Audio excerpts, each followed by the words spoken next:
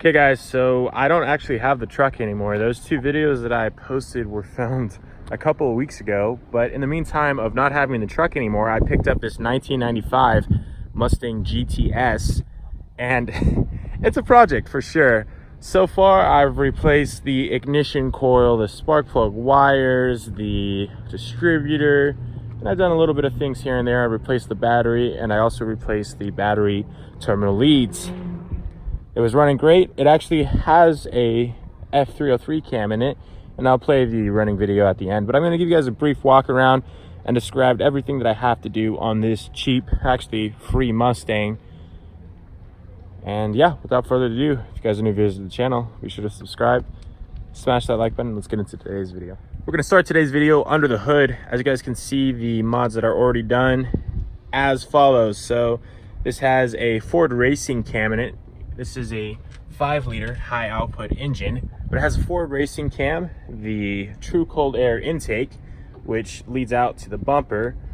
This body kit actually directs the airflow directly into the engine via this radiator fan and the alternate on this side.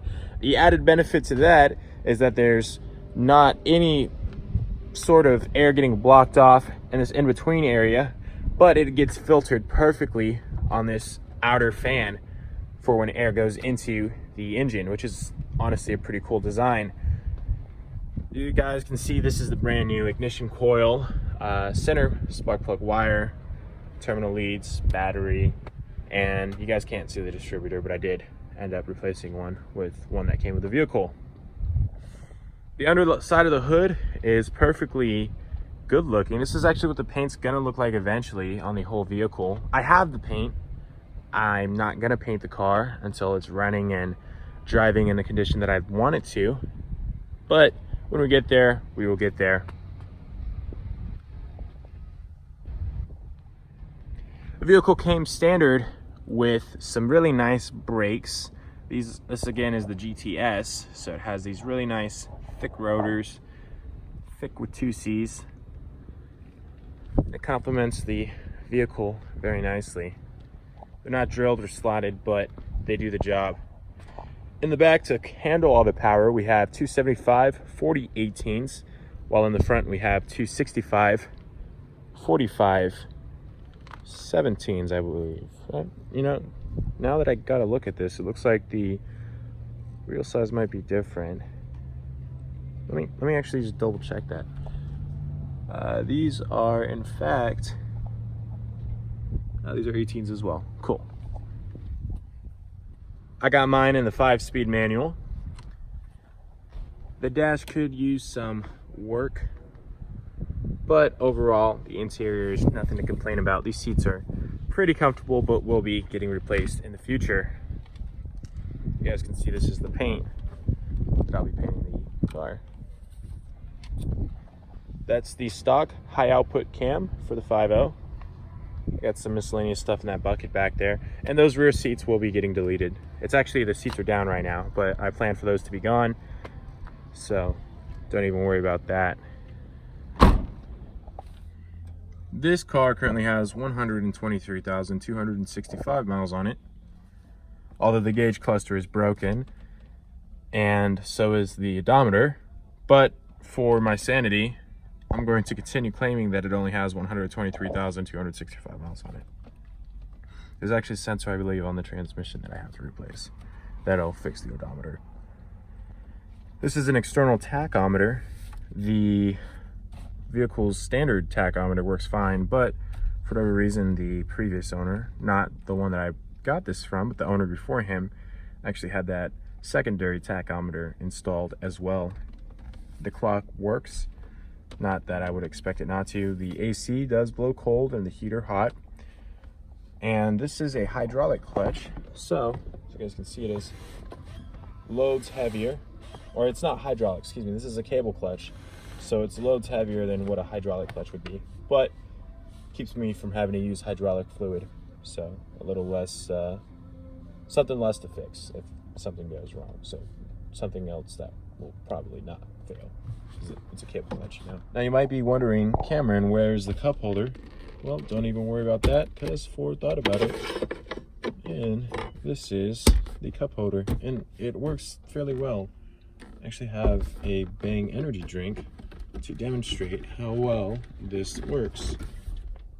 Look at that. It's not going anywhere at all. And it doesn't get into the, I guess it does get in the way a little bit of the shifting. But if you guys have a regular pop drink or soda drink that's not a tall boy, it'll sit in here very nicely. And if you're blowing the AC, it'll keep it cold via those two vents right there. So that works. Visibility in the Mustang is actually very, very good. Nothing to complain about. Oh yeah, this is my first vehicle in a long time that doesn't have a cracked windshield. So, big plus there. Although there was a little bit of overspray on this side window, it doesn't affect my visibility. In 1994 and 1995, Ford decided that they would put horizontal tail lights on the Mustangs. A lot of people don't like them. Me, however, I'm kind of a purist when it comes to cars, with the exception of the BMW and pretty much every car that I've owned. So, that being said, these tail lights are probably going to be kept, but I'm swapping them out for something that looks a little bit better and complements the Mustang better. This spoiler is not actually stock. I know that sounds funny. This isn't stock, right? LOL. No, so the GTS actually came without a spoiler. This was added after the fact, but again, it doesn't affect the visibility. I don't actually think it does anything, but it is a nice touch to the body kit itself. So probably gonna keep that. You guys can see I got the temporary tags. We're not gonna look at that a little too long. This Mustang does have true dual exhaust exiting right there and there. We'll be doing an exhaust modification the moment we get this running. It was running, but now it's not because the starter, and probably messed something else up. Just kidding. Oh man, I just can't stop looking at this big meaty V8, guys. This is my first V8 sports car, actually, so the BMW is not effectively done, but this is my first V8 sports car, so I'm taking a lot of pride in it.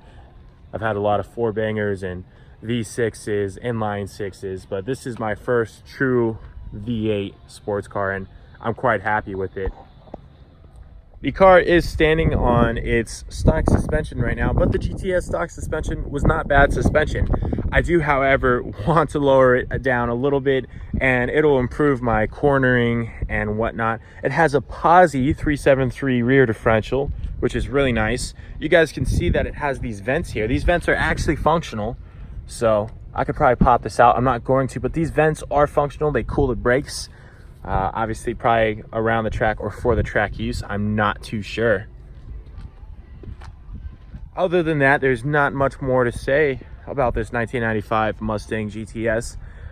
If you guys have any videos you guys want to see in the future with this Mustang, definitely let me know.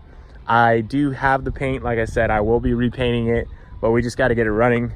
It was running, and that video is actually coming on the next clip. But yeah, this is it. If you guys are new viewers out there, be sure to subscribe, smash that like button. Without further ado, here is what this car sounds like at night. And I'll see you guys in the next video because I don't plan on putting a clip after this.